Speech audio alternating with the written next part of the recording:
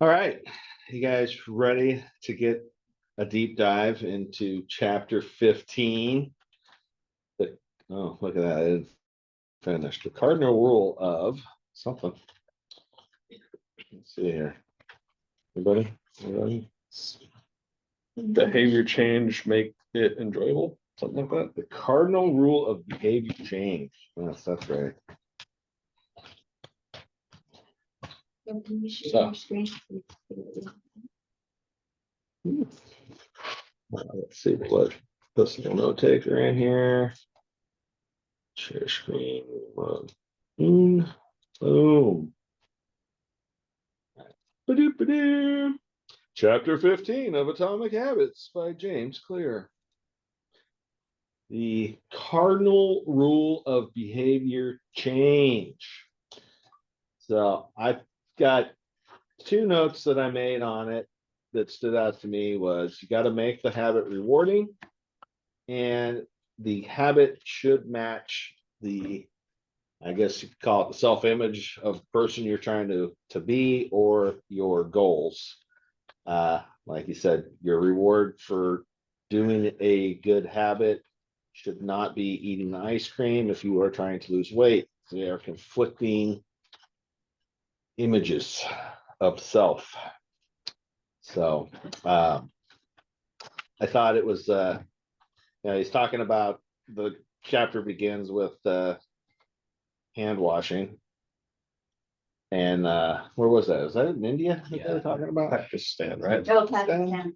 Yeah, Pakistan. So pretty interesting, right? I mean, Safeguard. how what did they do? They gave them some good smelling soap and Soft feel, yeah. and some kind of a tub for the water to be in.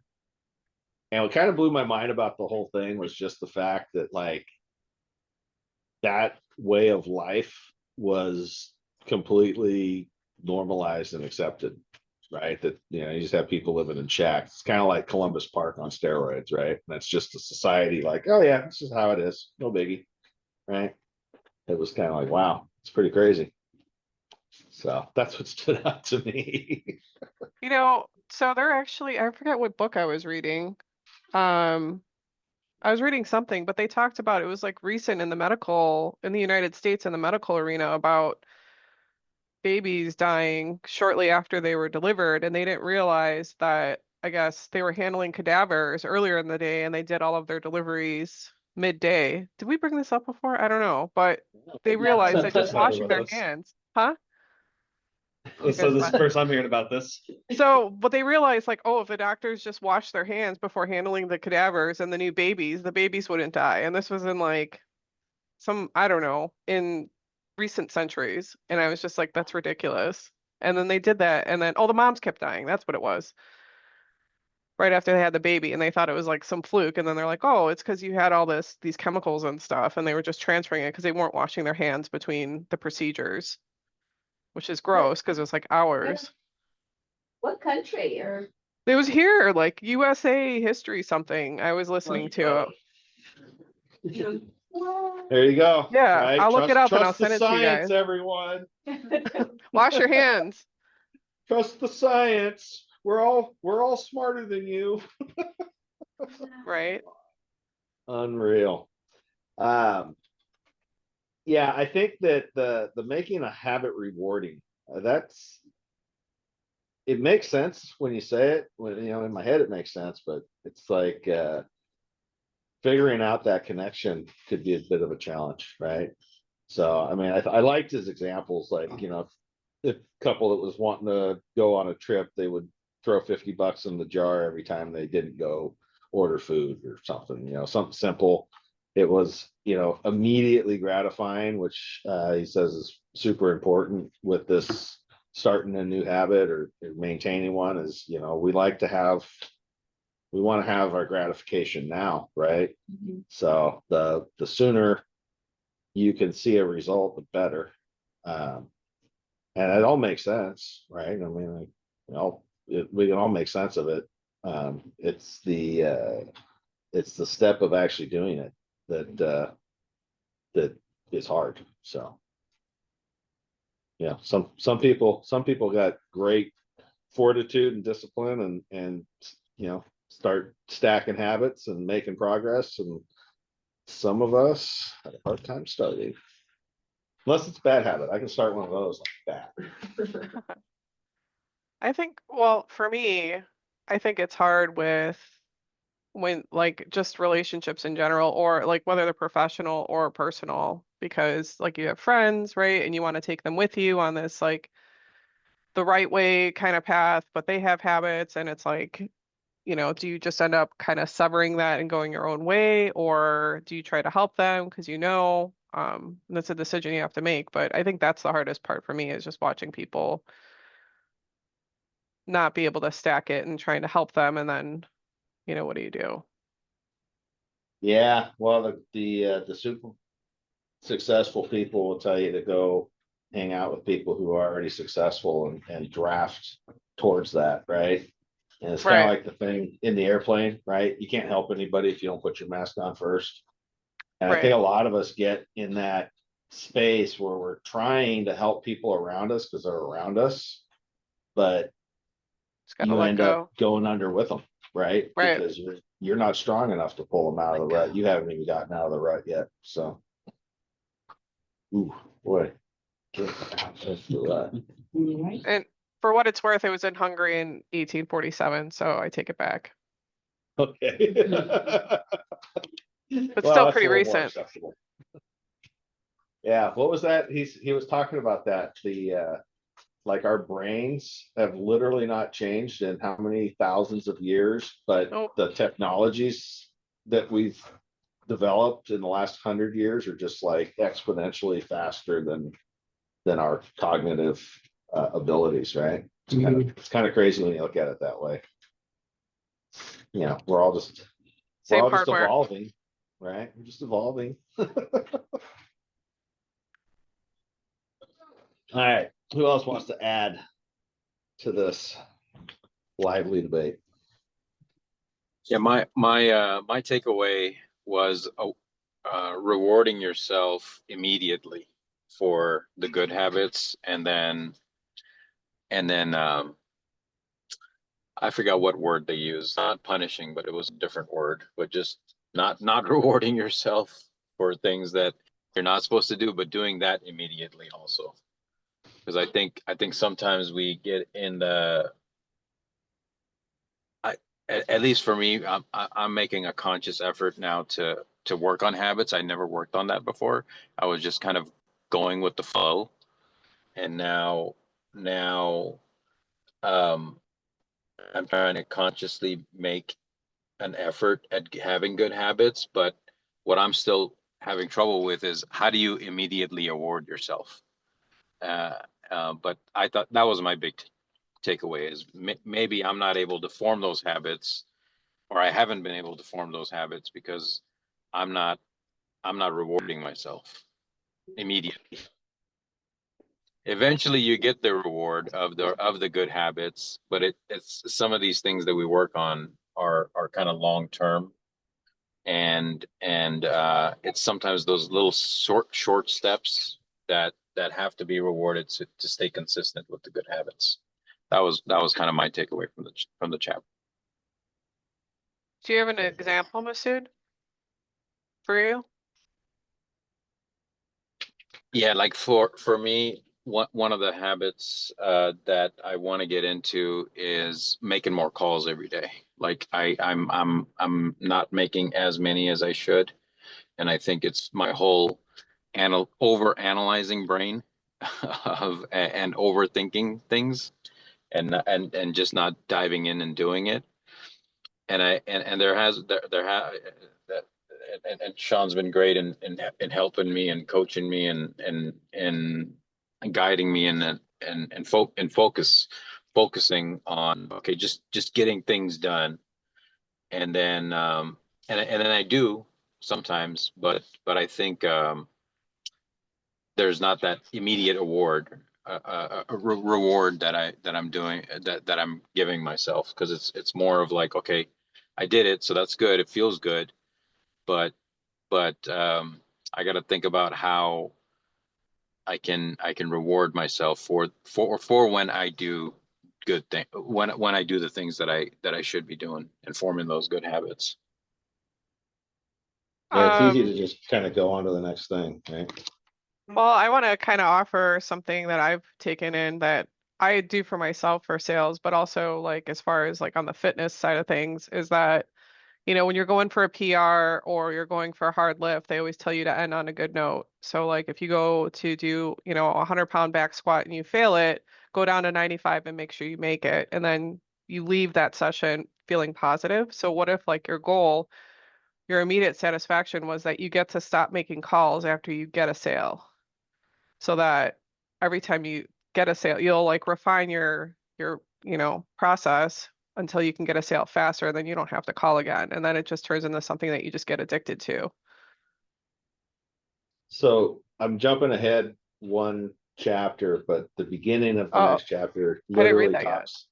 talks about a guy that was in sales. And what he did is he sat down in the morning, he had 120 paper clips in one jar and an empty jar. And every time he made the call, he dropped one in the jar, There you right? go. Moved them. And for Yep. him, it was the satisfaction of emptying that jar and filling the other one. Like that was enough for him to stay focused and make it happen. Yeah. So I don't think again, Mm. everybody's different and everybody has different motivations, and that's what makes it interesting, right?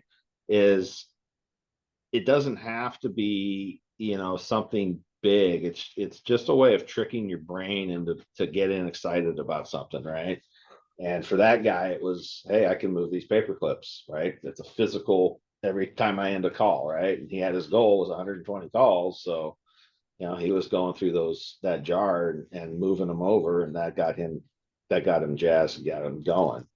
The other example, in the chapter 15 of, the couple wanted to go on a vacation. So every time they didn't order food, they'd put $50 in that vacation account, right? So they could see it like happen. That's a little more like of an extreme, but it's something that they did that worked for them. A lot of what's going to make success is finding the thing that works for you. Because none of us are identical to anybody else. We're all unique. We all got our own motivations, our own ideas, thoughts, beliefs. So it's always going to be about you, figuring you out.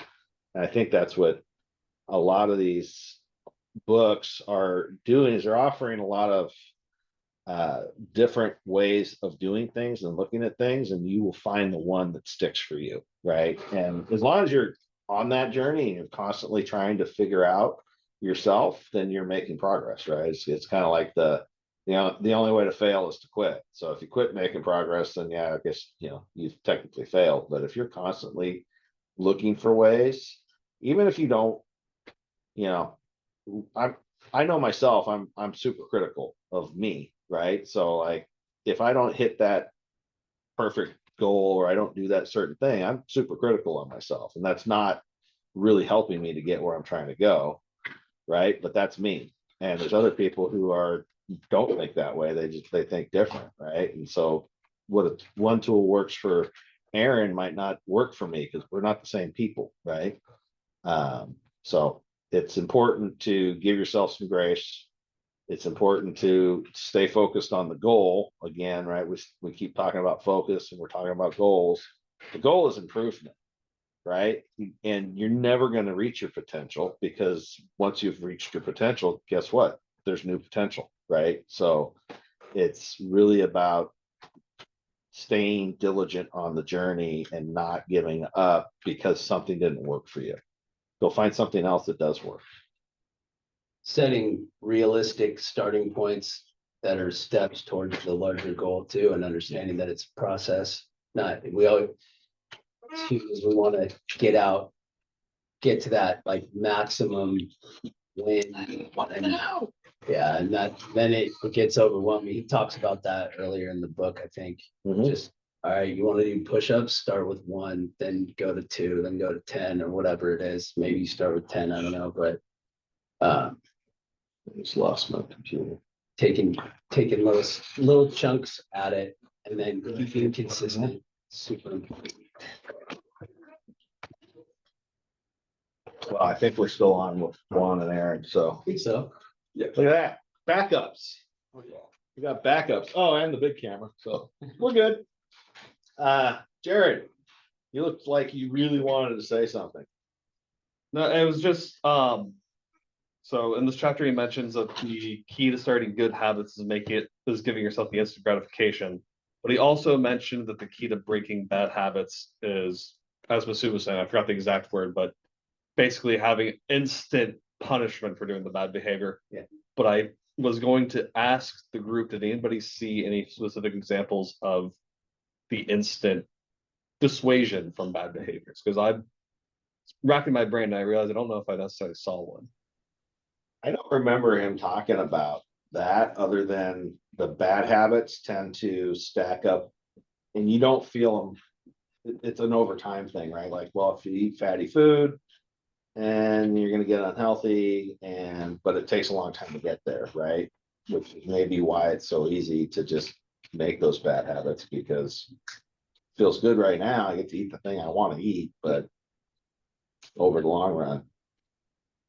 I was wondering if he said something like, okay, so the way that an example of how to dissuade yourself from eating fatty food is to do X every time you pick a potato chip combo. Yeah, I think. Oh, well, like pairings and stuff, right? So like fatty foods and stuff pair really, like, if you're always doing it with a soda, drink water, or, stuff that's not gonna, or I don't know, Well, he don't talks eat your about dessert it. at the end of the day.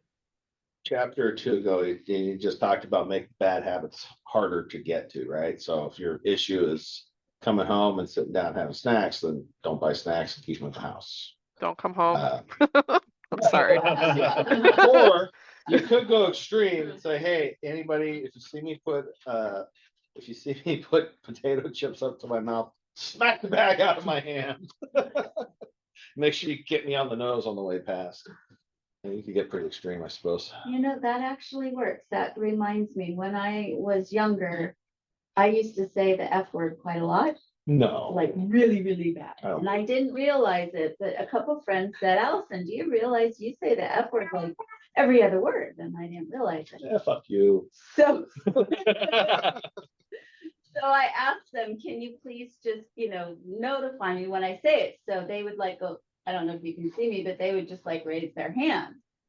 And seriously, like I was talking to them and I had 3 friends and they were raising their hand like left and right. And I went, what? I had no idea. And it cured me pretty, I'd say within a couple weeks. Public shaming. Yeah, yeah. I have something to add. Yes. I feel like this chapter brings a lot to what we all talked about in the daily meeting early in the morning, because I feel like an instant reward of something that you want is just simply literally writing it down. And then once you cross it out that it's done, that's instantly rewarding to yourself. And then that tricks the mind of, oh my God, I got this done. I'm so good. And then you're motivated to move on to the next step. So I feel like that talks a lot about that as well. I would agree. Now, I think that's one of Aaron's tricks. He likes to check those boxes off. Yeah. Right? And Allison's the same way. She likes to check off boxes. Mhm. So I don't even know where the boxes are. How about you, Juan? You guys kind of covered it all. I do this. I think I started picking up the, Aaron's best habits, like having my list, and whatever I didn't do that day, I just throw it onto the next page, with tomorrow's date or whatever, and start. You can see here, I have them either crossed off or I put done over it. Yeah. Just whatever. Yeah. It's a pretty good habit. And it is rewarding, once you go through here and you're like, oh, cool, like I got this done today. Yeah. Especially like when I can't get stuff done. So it tells me if it's done, I did a good job, or vice versa. Well, I like that you guys are doing it every day, because it's easy to, once it gets, buried 5 sheets back, it's not in front of you anymore, right? Yeah.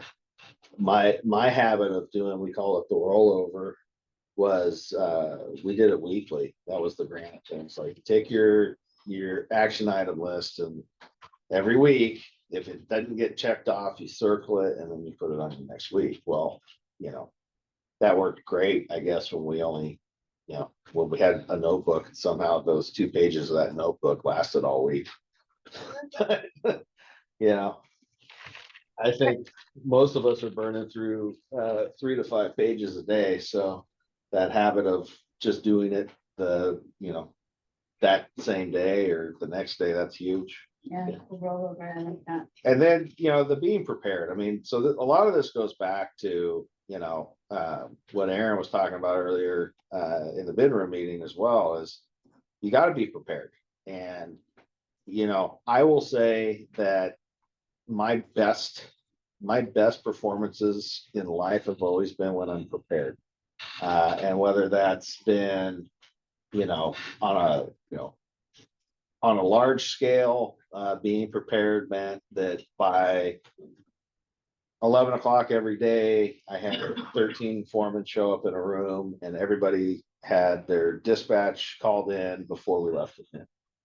And then, you know, that was being prepared for the next day, right? And I didn't leave the office until I had whatever it was I was going to be doing at 6 a.m. when I showed up was already started. Like if it was a meeting that I had going with Ben Steele, then I had like my things for that meeting were ready to go.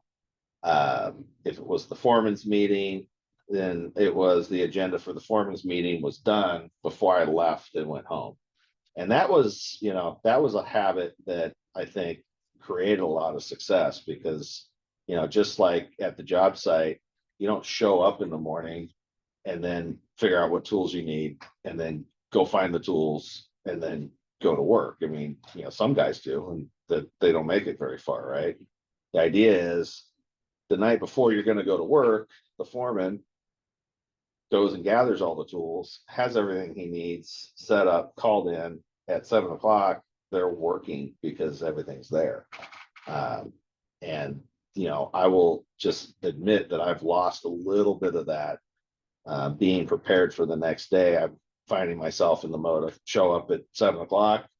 Then I prepare for the 7:30 meeting where, you know, 7:30 meeting should have been done last night. Like I should just be ready, right? And I think you guys probably see it on the days that I am ready in advance. The days just go smooth, right? Because things are ready. Instead of spending a half an hour trying to get ready, we're already ready. I got a half an hour now that, you know, call it bought back in the very beginning of my day to get everything, to get into whatever's happened overnight, right? Or whatever phone call comes through first thing in the morning, whatever emergency there might be, there's time to deal with it. So I think that, you know, the being prepared is super important in our business and it's important in life. And, you know, I think the better we are prepared the day before. So when you wake up, you go into your natural habit of whatever your morning looks like. You're not rushed, you're not stressed, you're not forgetting things, nothing's last minute because you've thought it through the day before. So that's going to be my final job. All right, well, I can't see the screen because mine's off. Who's Michael? Michael is not on this call today, so I'm assuming he must be making very important calls today. So, all right, guys, did everybody get a chance? All right, well, I appreciate everybody showing up and we will do this again next week. Chapter 16 is how to stick with good habits every day. Every day. Every day. Every day. All right, guys. We'll see you. Bye. See you guys. Bye, Rose. You go over there now.